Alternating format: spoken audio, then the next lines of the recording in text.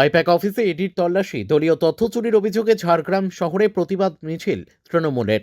ঝাড়গ্রাম শহর তৃণমূল কংগ্রেসের উদ্যোগে আয়োজিত হয় প্রতিবাদ মিছিল। আইপ্যাক অফিসে এনফোর্সমেন্ট ডিরেক্টরেট এর তল্লাশি অভিযানের প্রতিবাদে বৃহস্পতিবার এই মিছিলকে কেন্দ্র করে সরব হয় তৃণমূল কংগ্রেস।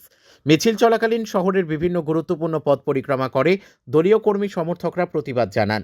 বৃহস্পতিবার সকালে কলকাতায় ভোটকুশলী সংস্থা আইপ্যাকের কর্ণধার প্রতীক জৈনের বাড়ি ও দপ্তরে একযোগে ইডির তল্লাশি অভিযান চালানো হয়। দিল্লির একটি পুরনো কয়লা পাচার মামলার সূত্র ধরেই এই তল্লাশি অভিযান চালানো হয়েছে বলে ইডি সূত্রে জানা গিয়েছে।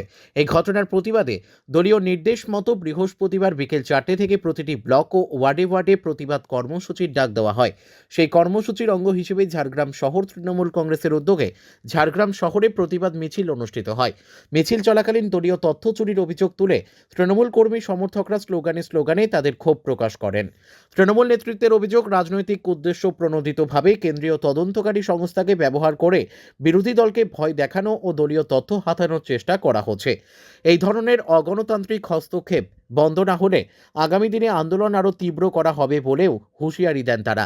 এই প্রতিবাদ মিছিলে উপস্থিত ছিলেন রাজ্যের মন্ত্রী বীরবাহা হাসদা, ঝাড়গ্রাম শহর তৃণমূল কংগ্রেসের সভাপতি নবু গোয়ালা, ঝাড়গ্রাম পৌরসভার কাউন্সিলর গৌতম মাহাতো সহ ঝাড়গ্রাম শহর তৃণমূল কংগ্রেসের একাধিক নেতৃত্ব ও কর্মী সমর্থকরা। রাজ্যের মন্ত্রী বীরবাহা হাসদার বক্তব্য, বিজেপি এখন রাজনৈতিকভাবে সম্পূর্ণ দেউলিয়া হয়ে পড়েছে। মানুষের সমর্থন হারিয়ে তারা কেন্দ্রীয় তদন্তকারী সংস্থাকে হাতিয়ার করে বিরোধীদের ভয় দেখানোর চেষ্টা করছে। আইপ্যাকের মতো পেশাদার সংস্থায় ইডি পাঠিয়ে আসলে তারা তৃণমূল কংগ্রেসের সংগঠন ও কৌশলকে আঘাত করতে চাইছে।